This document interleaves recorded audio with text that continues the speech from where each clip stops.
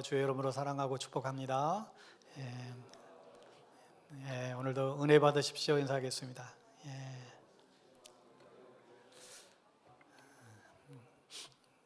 감사합니다. 오늘 우리에게 주시는 하나님 말씀 나눌게요. 창세기 13장 말씀입니다. 구약 성경 첫 장이죠. 창세기 13장 1절에서 18절까지 좀 길지만 교독하여 봅니다. 창세기 13장 1절에서 18절까지 말씀입니다.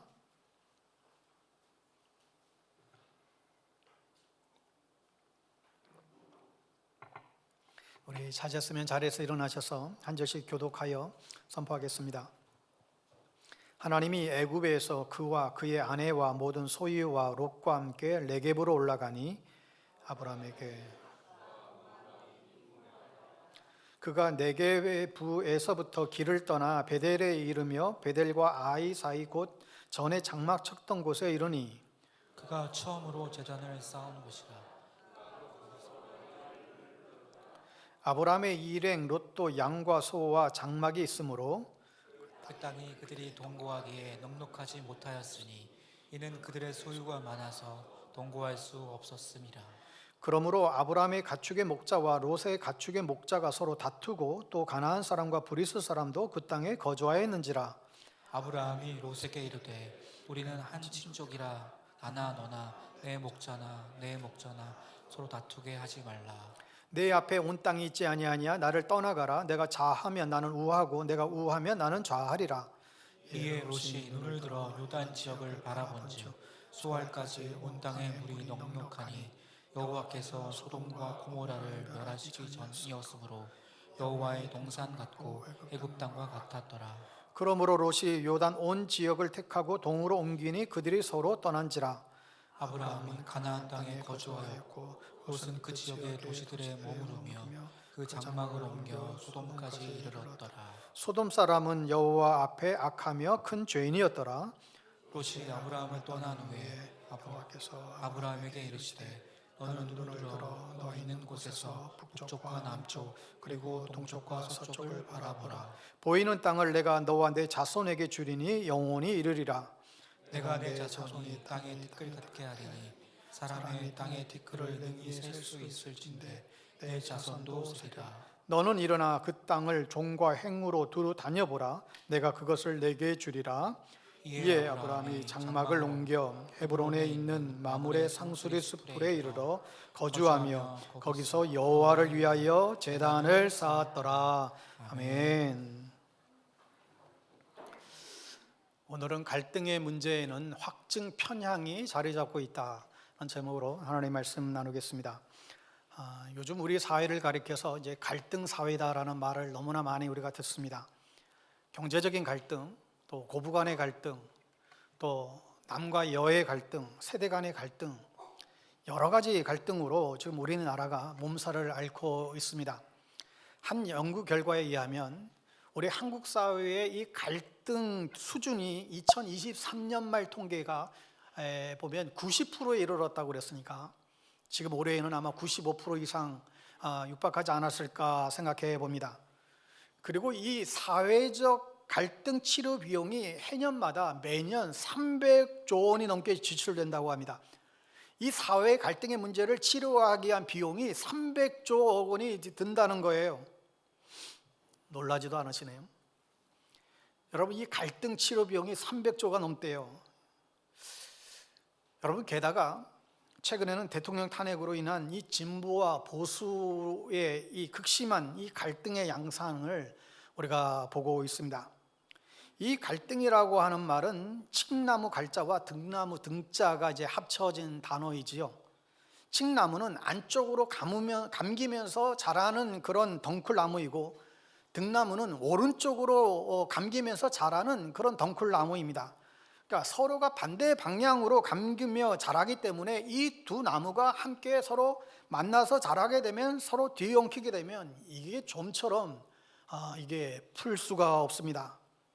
이처럼 뒤엉켜서 풀기 어려운 그런 상태, 이 속에서 이 갈등이라고 하는 단어가 생겼겠지요. 갈등이 많다라고 하는 것은 갈등하는 개인이 많다라는 것이죠. 갈등하는 개인이 많으면 사회로는 갈등하는 사회가 될 수밖에 없습니다. 풀어내야 몸도 마음도 삶도 가정도 사회도 좋아지는데 심하게 꼬여서 풀어내지 못하면 고통스럽고 불행해질 수밖에 없는 것이죠. 그래서 이 갈등 관리가 잘 된 나라를 이게 좋은 나라, 성숙한 나라라고 우리는 보는 것입니다. 여러분, 갈등이 세지고 독해지는 이유는 분명히 있을 것인데, 분명한 것은 갈등은 다름에서 생겨납니다. 이해관계가 다르면 갈등하게 되지요. 가치관이 다르면 갈등이 생겨납니다. 어떠한 출신, 신앙, 성격, 인종 다 마찬가지인 것 같아요. 갈등을 잡으려면 이 다름을 잘 풀어내야만 합니다. 오래전 이야기, 너무 식상한 이야기일 수 있는데, 한 부부가 이혼 법정에 섰다지요. 판사가 묻습니다. 어쩌다가 여기까지 오게 됐습니까? 들어보니 가관이에요. 아내 되는 사람이 이렇게 얘기합니다. 우리 집에서는 감자에 소금을 쳐서 먹는데 결혼해서 시댁에 가봤더니 감자에 설탕을 쳐서 드신다는 거예요. 그래서 시아버지께, 아니 감자에 소금을 쳐서 드셔야지 어떻게 설탕을 쳐서 드시냐고. 이게 발달이 되어서 여기까지 왔다는 거예요. 소금이든 설탕이든 그게 뭐가 중요한 것입니까? 자신의 입맛에 취향대로 드시면 되겠지요. 여러분, 다른 것은 다른 것일 뿐 틀린 것은 아닙니다. 생각이 다르다고 해서 틀린 것이 아니라 다른 것뿐이고, 오히려 때로는 다름이 더 아름다움을 창출할 수가 있음을 우리는 기억해야 됩니다. 7색깔 무지개는 색깔이 다양하기 때문에 아름다운 것처럼, 오케스트라의 악기가 서로 다른 악기들이 하모니를 이루기 때문에 웅장하고 아름다운 악기 소리를 내는 것처럼, 당신과 나와 당신이 우리가 서로 다르기 때문에 우리는 아름다울 수 있습니다. 그러나 불행하게도 지금의 사회는 그 다름을 틀림으로 받아들이고 말이지요. 서로 다른 이해관계, 서로 다른 목표, 서로 다른 욕구로 인해서 얽히고 설켜 있어요. 우리는 이러한 갈등을 어떻게 받아들일 수 있을까요? 또 그 갈등을 어떻게 해결할 수 있을까? 이것이 우리와 이 사회의 과제입니다. 단어 3가지를 좀 소개하고 싶은데, 갈등을 푸는 단계로 봐도 되는 단어라고 생각이 들어요. 오해, 이해, 화해입니다. 오해는 어떤 사실과 현상에 대해 잘못 아는 것이죠. 다 알지 못하는 이상 항상 오해는 언제든지 일어날 수 있어요. 이 오해가 갈등을 만들어요. 그래서 이 오해를 풀어줘야 됩니다. 오해를 푸는 게 이해입니다. 이해는 헤아리는 마음이에요. 그래서 그랬구나. 회사에서 힘들 일이 있어서 그렇게 짜증냈구나. 얼마나 힘들었으면 그랬을까. 이해하는 것이죠. 오해, 이해, 이 화해할 때 이 해자는 전부 다 이 풀해자를 쓰고 있습니다. 오해를 푸는 게 이해고, 이해를 넘어서 오해할 때 가졌던 좋지 않는 감정까지 푸는 게 이게 화해입니다. 근데 이 이해는 내 속에서 푸는 것이고, 화해는 곁으로 푸는 거예요. 말도 따뜻하게 하고, 서로를 바라보면서 미소도 보여주기도 하고, 손도 잡아주고, 그런 것이죠. 이 오해, 이해, 화해, 간단한 도식이지만 모든 갈등에 필요한 모습입니다. 저는 오늘 이 시대에 있어서 가장 쉽지 않은 이 갈등의 구조는 확증 편향이 아닐까 생각을 해보게 됩니다. 여러분, 확증 편향 요즘 많이 들어보시죠? 확증, 내가 알고 있는 확실한 뭔가 있으면, 편향, 내가 뭔가 바라보는 게 이게 왜곡이 되어 있다는 거예요. 네이버에 보니까 이 확증 편향을 이렇게 사전적인 의미를 제시하고 있어요. 자신의 가치관, 신념, 판단 따위와 부합하는 정보에만 주목하고 그 외의 정보는 무시하는 사고방식이다. 그러니까 자기가 갖고 있는 어떤 믿음, 가치관, 확신 이런 걸로만 보고 그것에 부합되지 않는 것은 다 무시해버린다는 거예요. 쉽게 얘기하면 듣고 싶은 것만 듣고 보고 싶은 것만 듣겠다는 거죠. 보겠다는 그런 모습인 것입니다. 여러분, 마치 코끼리가 방향을 틀 때, 한번 사진 보여줄래요? 여러분, 이 코끼리 코가 굉장히 이제 귀가 이제 커서 이제 다 가려져 있잖아요. 근데 이 귀가 사방이 딱 가려져서 때로는 이 귀가 앞으로도 이렇게 더 숙이고 그러는데, 그러게 되면 앞만 보이는 거예요. 이게 확증 편향이에요. 여러분 그 경주마들 보셨습니까? 경주마들이 경기할 때 앞만 보도록 눈 가리게 합니다. 눈 가리게. 그것도 사진 보여주실래요? 눈 가리개로 경주마들 탁 가려놓으면 앞만 보고 달리는 거예요. 이게 확증 편향입니다. 한 곳만 향해 달리는 거예요. 그러니까 한번 이 확증 편향에 빠지게 되면 어느 쪽이든 간에 중간에 포기하는 법이 없어요. 계속 그것을 강화시키면서 계속 가게 됩니다. 아무리 주변에서 이게 왜 문제가 되고 이게 왜 잘못됐고 설명을 해도 전혀 듣지 않고 자신의 생각을 고집스럽게 주장하기 시작합니다. 이게 그도 그럴 것이 오늘날 이걸 이 사회가 이제 부추기고 있잖아요. 오늘날 유튜브나 카톡이나 SNS 모든 것들이 다 이 확증 편향을 부추겨서 내가 보고 싶은 것만, 그런 증거들만 계속 제시해주고, 내가 보기 싫은 그것에 대해서는 아주 나쁜 점만 계속해서 제공해 주니까 우리는 거기만 바라보면서 내 확증 편향은 점점점 강화시켜 가는 거예요. 이게 오늘날의 현실이라는 것입니다. 그러니까 우리도 모르는 사이에 이 확증 편향에 지배를 당하고 있다는 것입니다. 제가 정치적인 얘기를 하려고 하는 것이 아니라 이게 사람들과의 관계에서도 이 확증 편향은 너무나 엄청난 영향을 미치게 됩니다. 여러분 예를 들어서 어린 시절에 내가 부모님의 말이나 어떤 부모님의 행동에 어떤 실망을 그렇게 받잖아요. 그런데 이게 반복이 되다 보면 그 아이의 마음 가운데 뭐가 생겨요? 확증 편향이 생기는 거예요. 우리 아빠는 이런 분이야. 우리 엄마는 이런 분이야. 그러면서 이런 확증 편향이 생기니까 부모님이 무슨 말을 해도 애는 말을 듣지 않습니다. 자기가 보는 것만 보는 거예요. 자기 부모님에 대한 어떤 부정적인 그런 마음이 그렇게 생각이 있으면 그것만 가지고 판단하는 것이죠. 그래서 아무리 좋은 말을 하고 아무리 유익한 말을 부모가 한다 할지라도 그 확증 편향을 가지고 판단하면서 아유 또 저러시나, 또 잔소리 하시나, 이렇게 무시해버리게 되는 것이죠. 또 다른 예로 여러분들이 저에게 확증 편향을 갖고 계신다고 한다면, 우리 목사님 항상 저래, 늘 저래, 목사님이니까 늘 하는 소리지 뭐, 이게 다 잔소리로 들리는 거죠. 제가 말하는 의도는 그게 아닌데 저에 대한 확증 편향을 갖고 있으니까 그렇게 안 받아들이는 거예요. 여러분 이것은 여러분에게도 불행한 것이고 저에게도 치명적인 것입니다. 여러분 믿음을 갖는 것도 그래요.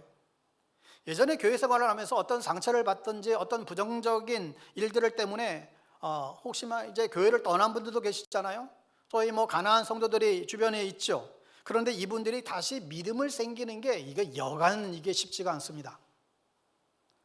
어떤 교회나 목회자에 대한 실망이나 상처나 어떤 부정적인 것들이 있는 분들은 이미 어떤 확증 편향을 그 안에서 만들어 버렸어요.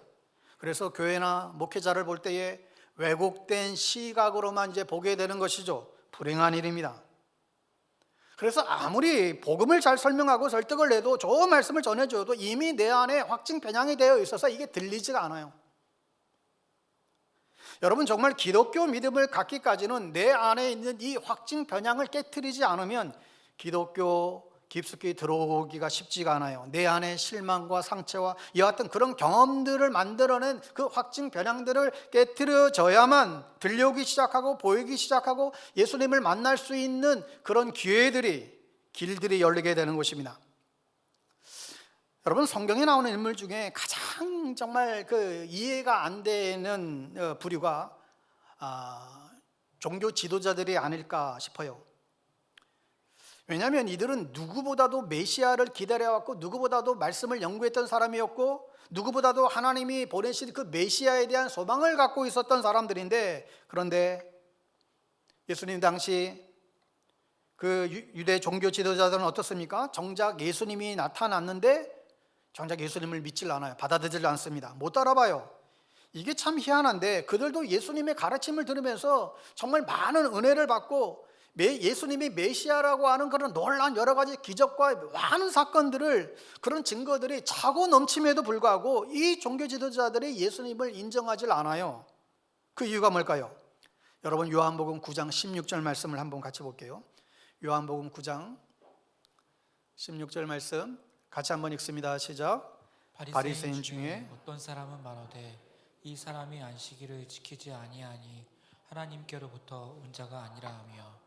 예, 자기들이 만든 규칙 가운데에, 이 종교 지도자들이 만든 규칙 가운데에 안식일을 안 지켰다. 그게 뭐냐면 안식일에는 이것도 하고 저것도 하지 말라고 하는 많은 얘기 가운데에 그 중에 하나가 안식일을 치료하지 말아라. 뭐 의사 같으면 문 닫으라는 것이죠. 그러니까 예수님이 안식일에 병자를 고친 거예요.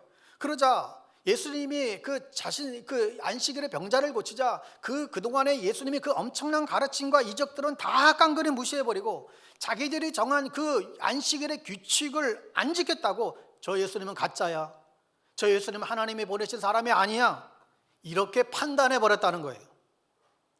그래서 예수님이 메시아가 아닐 수 있다라고 하는 증거 하나만 있으면 그걸로 충분한 거예요. 그런데 놀라운 것은 이러한 이 확증 편향이 한 번 생기면 이것은 끝까지 몰고 가요. 병자 고치느라 안식을 지키지 않았다는 것 가지고 메시아로 인정하지 않아요. 그 다음엔 어떻게 됩니까? 예수님을 이단으로 몰아가요.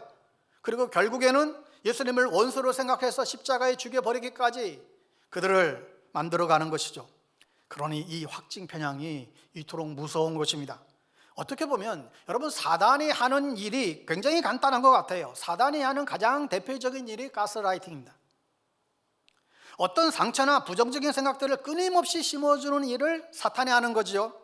왜 그것을 심어줘요? 확증 편향을 만들기 위해요. 그리고 사단이 한번 이 확증 편향을 심어주게 되면 그 다음부터는 사단이 할 게 없어요. 한번 심어주면 끝까지 갑니다. 오늘날 같으면 999 국자 똑같은 이야기예요. 여러분, 부부 사이에도 한번 확증 편향이 생기면, 예를 들어서 어떤 서로가 대한 의심이라든지 의처증, 의부증이 다 그런 것이죠. 사춘기 시절에 부모에 대한 확증 편향은 어른이 돼서도 사라지지 않아요. 한번 생긴 확증 편향은 계속 끝까지 가면서 점점 관계를 멀어지게 만듭니다. 처음에 저 사람이 좀 잘못됐네, 저 사람이 조금 오버한 것 같네, 이렇게 얘기하다가 나중에는 점점 이제 원수처럼 생각하게끔 만들어져 버려요. 그러니 여러분, 이 갈등을 유발시키는 정말로 위험한 요소인 것을 우리가 알 수 있습니다. 어느 교수님이 미국 유학 시절에 미국 이민교회를 이제 다녔는데, 이민교회를 처음에 유학 가서 갈 때 깜짝 놀랐대요. 야, 이렇게 친절하고 이렇게 친밀하고 이렇게 사랑스러운 그런 교회, 정말 가족 같은 이런 공동체가 또 어디 있을까? 그런데 좀 다니다 보니까 깨닫게 된 게 뭐냐면, 그랬던 교회를, 그렇게 늦어졌던 그 교회를 산산조각 아주 박살내버리는데 너무 간단하더라는 거예요. 사단이 어떤 부정적인 말, 실망 주는 말을 누구에게 계속 심어주는 거예요. 그분도 처음엔 그럴 리가 없다라든가 아니면 그럴 수도 있지라고 생각을 하다가도, 근데 문제는 계속적으로 이게 가스라이팅 당하게 되면 결국은 코끼리 귀가 사방을 다 가로막아 버리듯 그것만 보이는 거예요. 다른 얘기는 이제 더 이상 안 들어와요. 그러면 그때부터 그 사람은 계속해서 자기 팬들을 만들어 가기를 시작합니다. 확증 편향을 가지고 끊임없이 어느샌가 그러다 보면 교회가 두 동아리 나 있어요. 그러니까 이민교회는 그렇게 많이 모여있다가 금세 또 쪼개지고 그래서 다시 그게 반복되는 게 이제 이민교회라는 거죠. 그러니까 이 확증 편향이 우리가 정말로 싸워야 될, 우리가 극복해야 될 문제인 것을 우리가 알게 됩니다. 사실 이게 제일 많이 일어나는 것이 이단들에게서 제일 많이 나타나는 거지 않습니까? 여러분, 신천지 같은 곳에서 지속 반복적인 학습을 통해서 계속 이 가스라이팅 시키게 되면 나중에 부모 형제라 할지라도 사탄마귀 취급하고 그냥 뭐라고 하면 가출해 나가버려요. 여러분, 그런데 이런 게 우리 모두에게 있다는 거예요. 우리 모두에게 이게 있다는 것입니다. 어느샌가 우리 안에 이런 게 다 지금 확증 편향이 있다라는 거예요. 어느샌가 그냥 눈 가리게 쉬고 살아가는 우리의 모습이 있다라는 거예요. 결국 그 결과로 인해서 우리의 인생이 아름답지 못하게 되는 것이죠. 갈등을 유발시키는 일들이 벌어지더라는 것입니다. 그러면 이 확증 편향을 어떻게 극복할 수 있을까? 여러분, 이것은 사실 쉽지 않은 이야기입니다. 이 확증 편향을 비롯해서 우리 안에 있는 이 갈등을 어떻게 극복해 나갈 수 있는가? 이런 믿음의 방법이 무엇인가? 저는 오늘 성경의 대표적인 두 사람을 설명하고자 합니다. 구약에서는 아브라함이고 신약에서는 사도 바울입니다. 먼저 사도 바울을 보면 그는 교회에 대한 확신 편향을 가지고 교회를 핍박하고 예수 믿는 사람을 잡아 죽이러 다녔던 그런 사람이었잖아요. 그런데 그가 예수님을 만나고 나서 그의 가졌던 확신 편향을 벗어버리고 오히려 이방인의 사도로서 기독교 복음을 증거하는 자로 바뀌게 되죠. 그런데 그가 예수님을 만나고 나서 그가 한 행동을 우리가 유심히 볼 필요가 있습니다. 여러분 사도행전 9장 3절에서 9절 말씀 띄워주실래요? 사도행전 9장 3절에서 9절 같이 읽습니다. 사울이 길을 가다가 다메섹에 가까이 이르더니 호련히 하늘로부터 빛이 그를 둘러 비치는지라 땅에 엎드려져 들음에 소리가 있어 이르시되 사울아 사울아 내가 어찌하여 나를 박해하느냐 하시거늘 대답하되 주여 누구시니까 이르시되 나는 내가 박해하는 예수라. 너는 일어나 시내로 들어가라. 내가 행할 것을 내가 이를 자가 있느니라 하시니 같이 가던 사람들은 소리만 듣고 아무도 보지 못하여 말을 못하고 서 있더라. 사울이 땅에서 일어나 눈을 떴으나 아무것도 보지 못하고 사람의 손에 끌려 다메섹으로 들어가서 사흘 동안 보지 못하고 먹지도 마시지도 아니하니라. 자, 여기 8절 9절에 보면 하나님께서 사울을 사흘 동안 아무도 없는 곳에 데려가서 듣지도 보지도 못하게 했다. 여러분, 우리가 확증 변향을 극복하는 중요한 방법 중에 하나는 사탄은 우리에게 계속해서 부정적인 방법을 계속 속삭이잖아요. 이것 봐, 이거 봐라, 이거 들어봐라, 내 말이 맞지, 이게 틀림이 없어. 계속해서 우리의 보는 것과 듣는 것을 가지고 가스라이팅하고 확증 편향을 만들어가는 것이죠. 그러니까 이런 것과 싸워 이기는 것은 그런 부정적인 말들, 불응적인 그런 일들을 듣지도 보지도 말라는 거예요. 어떤 사람은 이렇게 생각할 수 있어요. 나는 들어도 얼마든지 올바로 나는 판단할 수 있습니다. 들어야 뭐 정확하게 이게 틀렸는지 이게 나빴는지 분별할 수 있지 않겠느냐, 이렇게 말할 수 있죠. 물론 그런 면도 있습니다. 그런데 문제가 뭐냐면 우리의 저성은 우리 안에 있는 이 자아가 이 부정적인 말을 계속 들으면서 그 심지가 굳어지는 거예요. 하나님의 말씀이 우리의 심령의 심지가 굳어지는 것이 아니라 계속 부정적인 것을 눈으로 보고 들으면서 내 마음의 방향을 돌리게 만드는데 그게 확증 편향인 것입니다. 그러니까 보지도 말고 듣지도 말고 남들이 뭐라고 말하든 세상과 담삼고 귀담고 살아가는 그런 이야기가 아니라 일단은 내 마음에 어려움이 있고 힘들면, 일단은 내 마음에 상처가 되면, 일단은 내가 누군가를 생각할 때 내 안에 어떤 부정적이고 어떤 미움과 의심이 든다면 이럴 때는 듣지도 말고 보지도 말아야 한다는 거예요. 왜요? 일단 가스라이팅 당하면 안 되기 때문에. 그리고 나서 어떻게 해야 됩니까? 하나님께서 우리에게 주신 놀라운 축복의 능력이 하나 있는데, 대표적으로 여러분 로마서 10장 10절에 보면 이런 말씀이 있습니다. 사람이 마음으로 믿어 의에 이르고 입으로 시인하여 구원에 이르느니라. 성경에 보면 입으로 시인하고 고백하라는 말이 굉장히 많이 나와요. 여호와의 이름을 외치라고 그러고 선포하라고 그러고 또 축복도 내 입으로 선포하라고 그러고 믿음을 갖기 위해서 입으로 고백하라는 이야기가 굉장히 많이 등장합니다. 왜 그럴까요? 여러분, 입으로 하는 믿음의 고백은요, 바로 이 고백이 우리의 마음과 방향을 움직이게 만들어요. 이게 입술의 능력이에요. 입으로 선포한 대로 되는 것이죠. 우리가 어떤 하나님의 소망과 믿음의 약속의 말씀을 고백할 때 내 상황과 전혀 지금 맞지 않을 수도 있고 지금 우리가 그런 소망을 꿈꿀 때가 아님에도 불구하고 우리가 믿음으로 고백하고 선포할 때 그것을 내 영이 듣고 움직인다는 거예요. 할렐루야. 그래서 우리가 믿음으로 하나님의 말씀을 선포하고 하나님이 주시는 약속의 말씀들을 계속 입술로 고백하며 하나님 앞에 이 믿음의 고백을 하게 될 때 뭘 극복한다고요? 우리 안에 있는 이 확증 편향을 극복할 수 있게 된다는 것입니다. 그러니까 여러분, 일방적인 설교 말씀이나 선동하는 그런 메시지에 의존할 것이 아니라 성경을 연구하고 공부해서 이 말씀이 무슨 뜻인가 상고해서 바르게 말씀을 해석하고 그 해석된 말씀이 내 가슴에 깊이 뿌리를 내릴 때 우리는 확증 편향에서 벗어나게 될 줄 믿습니다. 그리고 그렇게 극복이 되어져 가기 시작할 때 그때 비로소 귀를 여세요. 그때 눈을 여세요. 그때부터 올바르게 보고 올바르게 들을 수 있는 그런 축복이 능력이 우리 가운데 생기게 될 것입니다.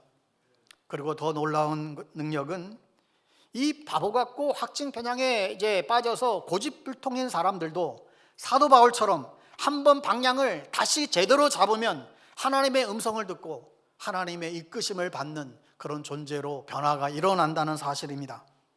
여러분, 그러므로 여러분 계속해서 사탄은 우리에게 가스라이팅 할 것입니다. 계속 부정적인 생각들, 사건들, 실망을 주게 만들고 이런 것들로 인해서 확증 편향을 갖게 만들 거예요. 그때마다 듣지도 말고 보지도 말고 누군가를 향한 어떤 비판의 그런 올라오게 되면 계속해서 입술로 믿음을 고백하고 선포하시기 바랍니다.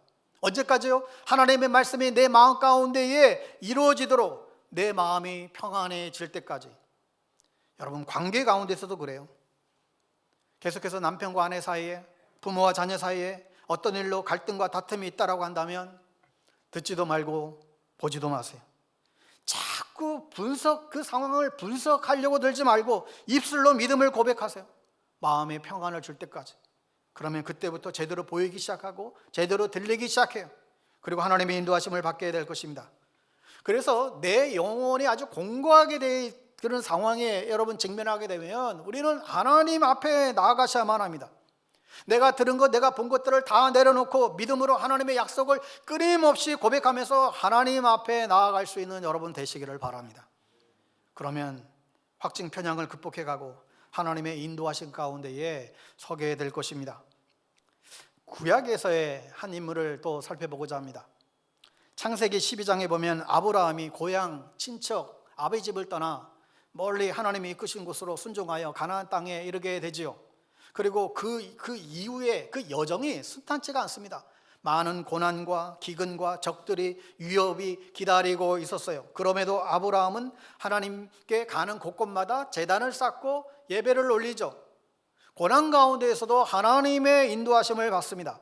그런데 오늘 우리가 읽었던 본문 창세기 13장에서 아브라함에게 또 다른 어려움이 찾아오게 되는데, 이번에 어려움은 외부에서 시작된 어려움이 아니에요. 환경이나 어떤 상황이 아니라 가족 공동체 안에서 문제가 일어나게 됩니다.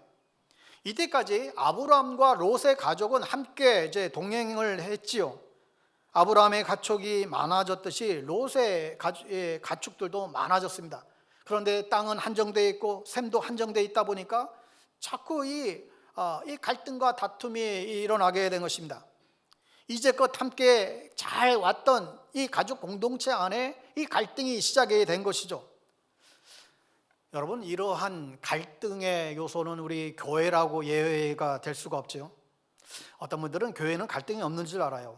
교회는 믿는 사람들이 모였으니까 다 성숙하고 또 다 천사 같을 것이라 생각하죠. 그러나 그렇지 않잖아요. 왜 교회에 갈등이 없겠어요? 여러분, 교회는 하나님의 부르심을 받은 성도들의 모임인 동시에 죄인들의 공동체이지요. 내가 매일 주일날 와서 앉는 자리에 누군가가 먼저 와서 자리에 앉아버리면 그때 갈등이 시작이 됩니다. 자동차 주차하는 것 때문에 갈등이 일어나는 곳이 교회입니다. 그렇다고 교회가 잘못된 곳인가? 전혀 그렇지는 않습니다. 사람이 사는 모든 곳에는 갈등이 존재하지요. 갈등은 사실 아담과 하와 인류의 시작 때부터 일어났던 일이에요. 우리가 지난주 보았듯이 아담이 하와가 준 선악과를 따먹습니다. 하나님이 아담에게 물어요. 내가 먹지 말라는 선악과를 왜 따먹었느냐? 아담이 대답합니다. 하나님이 나에게 주신 저 여자가 나에게 먹으라고 해서 먹을 수밖에 없었노라고 핑계를 대지요. 이때부터 하나님과 아담 사이에, 아담과 하와 사이에, 부부 사이에 갈등이 시작되는 거예요. 어디 그뿐이겠습니까? 창세기 4장에 가보면 아담과 하와에게 두 아들 가인과 아벨이 쓰는데, 이 가인과 아벨 두 형제 사이에 갈등이 벌어져서 형이 동생을 죽이는 최초의 살인 사건이 벌어져요. 이렇듯 인류의 시작에서부터 지금까지 한 번도 멈추지 않고 갈등은 계속되고 있습니다. 예수님의 제자들도 갈등을 경험하잖아요. 제자들이 서로가 다 높은 자리에 오르려고 서로 자리 다툼합니다. 심지어 가룟 유다는 30에 예수님을 팔아버려요. 여러분, 이와 같이 믿음의 공동체 안에서도 배신과 갈등, 상처가 있더라는 것입니다. 즉, 갈등의 문제는 교회의 문제가 아니라 사람의 문제라는 거예요. 갈등의 문제는 교회의 문제가 아니라 사람의 문제다. 공동체의 문제가 아니라 성숙하지 못한 내가 문제인 거예요. 그래서 우리는 늘 기억해야 됩니다. 모든 사람은 공사 중이다. 우리는 종종 공사 현장을 지나갈 때 우리가 이 문구를 늘 접하게 되잖아요. 통영의 불편을 드려서 대단히 죄송합니다. 바로 이것입니다. 교회는 공사 중인 사람들이 모여 있으니, 교회는 상처받은 사람들이 모여 있으니 서로 간에 불편을 느낄 거예요. 통행을 하는데 부딪히면 서로가 다 아픔을 느끼게 되는 것이죠. 그래서 우리는 늘 인사해야만 합니다. 여러분, 옆에 분들에게 그렇게 인사해 볼까요? 통영에 불편을 드려서 죄송합니다. 두 사람 이상 한번 해보세요. 예? 여러분, 그러나 잊지 말아야 될 사실도 있지요. 우리는 이러한 갈등, 이러한 사람들을 통해서 우리는 비로소 만들어져 간다는 거예요. 사람은 사람을 통해서 지어져 갑니다. 칼이 칼을 날카롭게 하듯이, 쇠가 쇠를 가듬듯이 사람은 사람을 통해서 만들어지고 사귐을 통해서 성숙해지는 것이죠. 그래서 가정이 필요하고 우리 셀모임이 필요하고 교회 공동체가 필요한 것입니다. 이처럼 우리는 서로를 통해서 서로 다듬어져 가요. 만남과 갈등, 화해와 사랑이 반복되면서 내 인격이 성숙되어져 갑니다. 사랑하는 여러분, 그런 의미에서 우리가 지금 함께하고 있는 이 공동체가 얼마나 소중한지 모르겠어요? 우리는 서로를 통해서 지어져 갈 것입니다. 서로를 통해서 우리는 만들어져 갈 것입니다. 서로를 통해서 우리의 모난 부분들이 깎여져 가고 우리는 더욱더 그리스도를 닮아가는 모습이 될 것입니다. 우리의 인격과 성품이 주님의 그 분량에 이르기까지 자라날 수 있게 되기를 간절히 바랍니다. 아브라함은 지금 찾아온 갈등을 어떻게 해결했을까? 아브라함이 조카 롯을 부릅니다. 저 같으면 어디 조카가 이렇게 까부냐고 그렇게 한마디 할 것 같은데 아브라함은 그렇게 하지 않잖아요.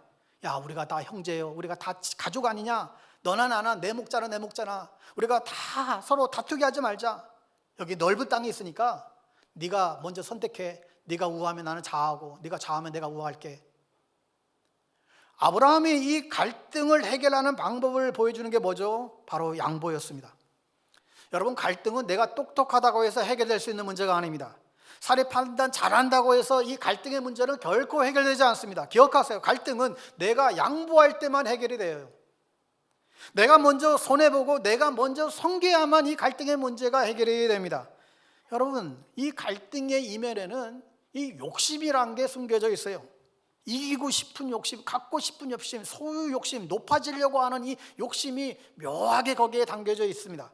여러분, 생각해 보세요. 내가 좀 양보한다고 해서 우리의 삶이 그토록 가난해질까요? 우리가 손해본다고 해서 내 삶이 불행해질까요? 전혀 그렇지 않습니다. 오늘 아브라함이 어떻게 됩니까? 아브라함이 양보하자 롯이 먼저 소돔 땅을 향해요. 이 소돔 땅, 오늘 그 당시에는 그 소돔과 고모라 멸망하기 전이잖아요.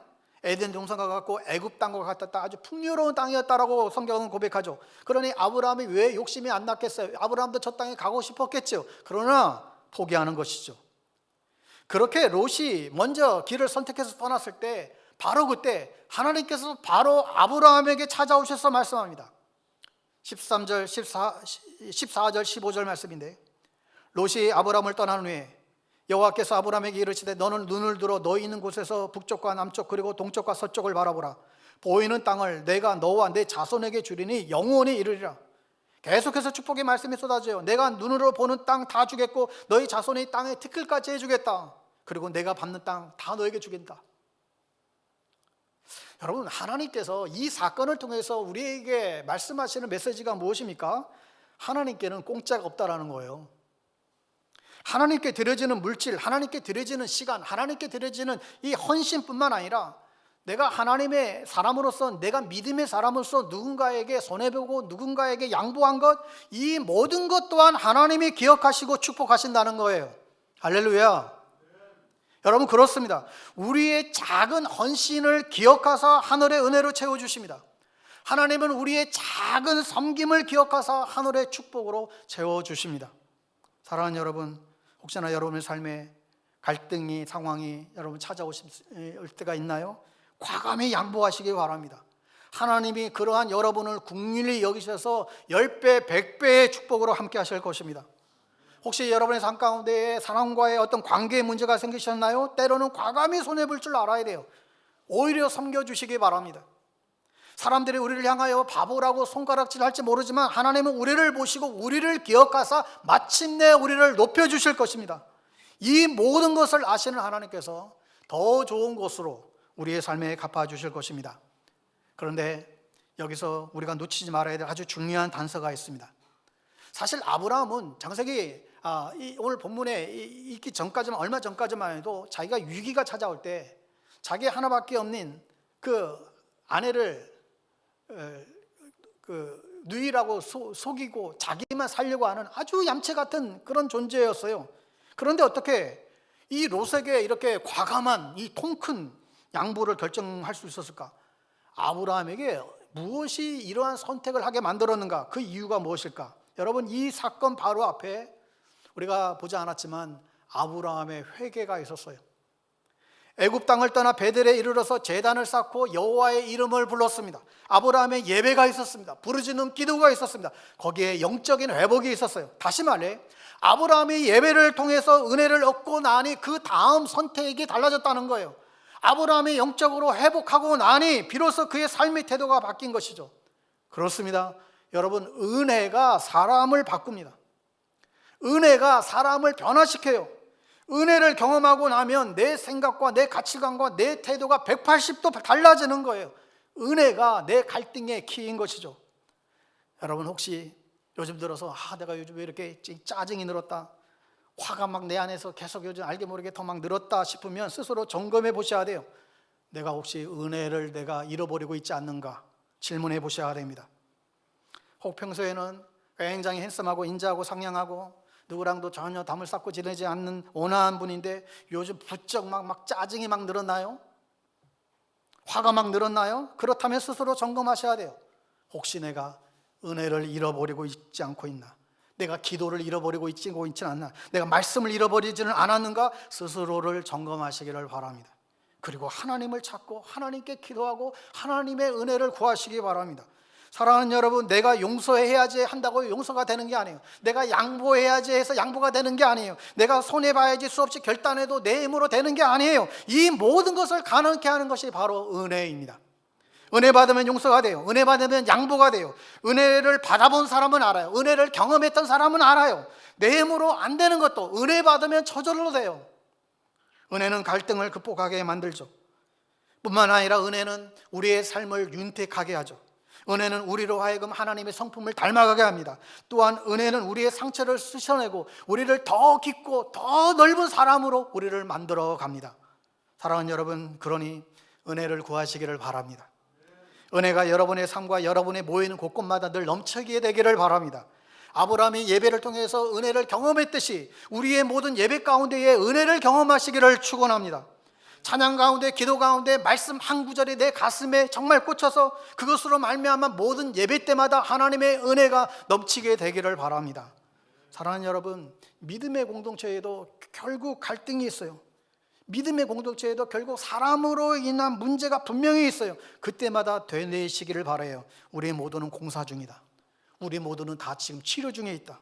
때로는 아프고 때로는 불편하고 때로는 상처받는 거, 이게 당연한 거예요. 그러나 이 한 가지를 분명히 기억하십시오. 믿음의 공동체는 그 갈등마저도 성장의 기회로 만들어 갑니다. 믿음의 공동체는 이 갈등마저도 축복의 기회로 삼습니다. 갈등이 생겼어요? 먼저 양보하십시오. 갈등이 막 일어났나요? 먼저 섬기시기 바랍니다. 그리고 입술을 벌려 믿음의 언어로 약속의 말씀을 선포하시기를 바랍니다.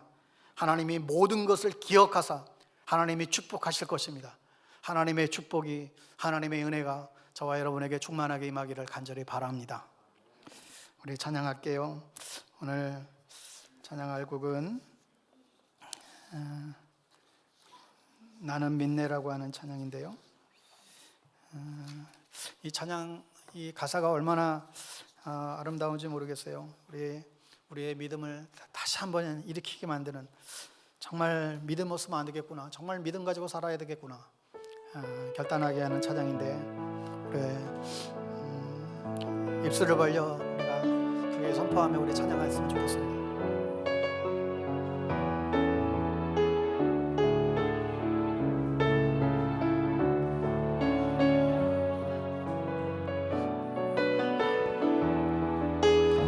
내게 허락하신 시련을 통해, 내게 허락하신 시련을 통해 나의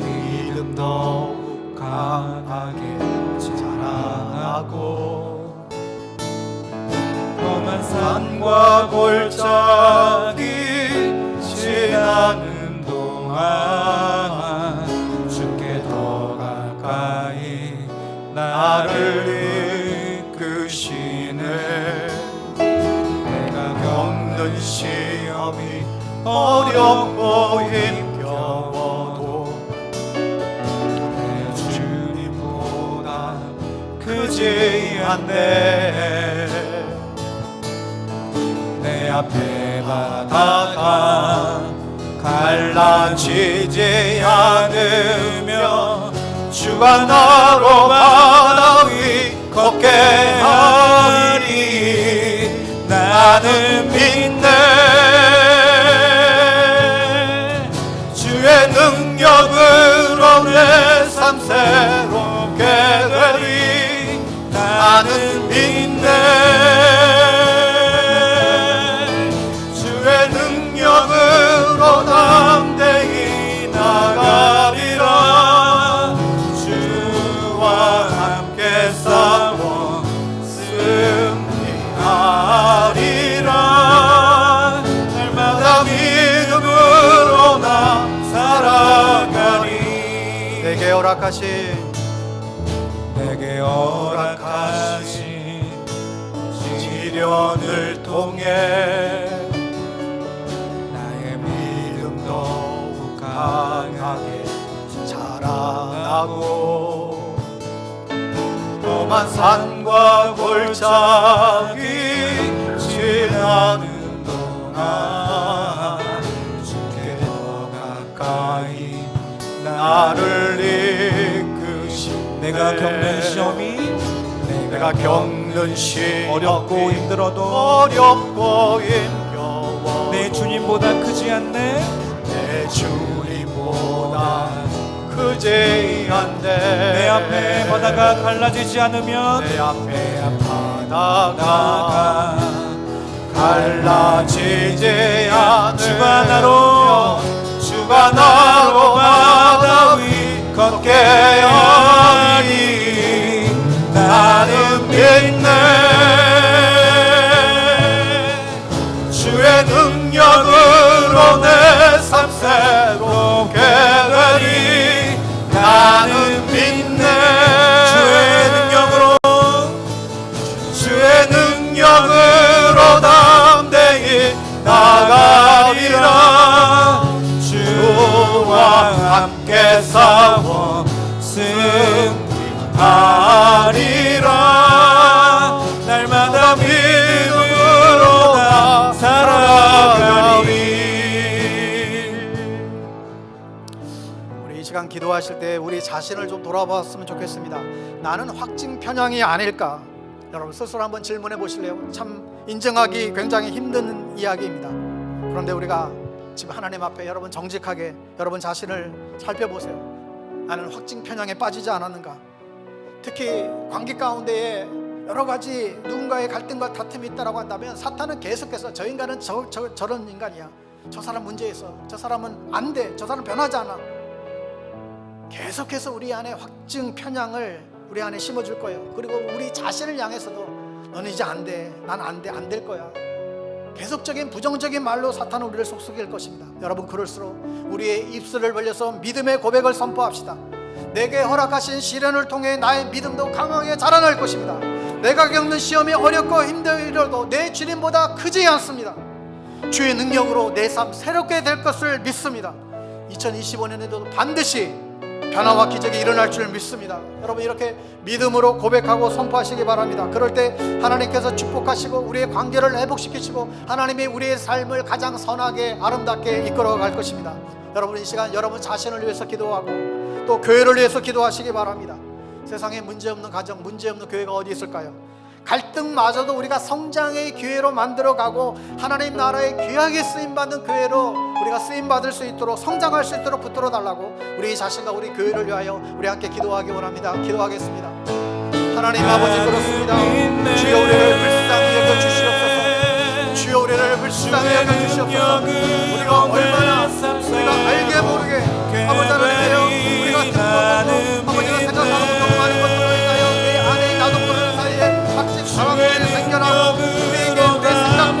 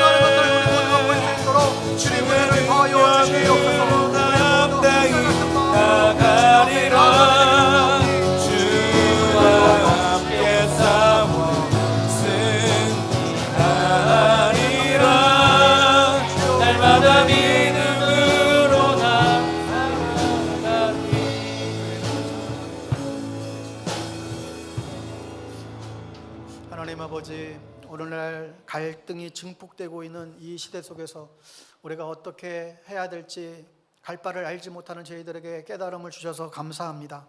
사탄은 지금도 우리 안에 계속해서 갈등과 분열을 조장하기 위해 온갖 수단을 부리고 있음을 저희들 느낍니다. 우리 안에 새겨진 잘못된 이 확증 편향들을 물리칠 수 있도록 보지도 듣지도 말고 오직 주님 앞에 나아가 믿음의 고백을 선포하는 삶이 되게 하여 주시옵소서. 또한 우리 모두가 공사 중임을 고백합니다. 그래서 우리의 가정과 우리 공동체 안에서도 계속해서 우리의 연약함들이 자기도 모르는 사이에 많이 나오게 되지만 그것을 통해서 우리가 더욱더 성장하고 축복받는 그런 기회로 저희들 삼게 되기를 간절히 원합니다. 주님이 반드시 우리와 함께 하시고 승리하게 할 줄 믿습니다. 예수님의 이름으로 기도드리옵나이다. 아멘.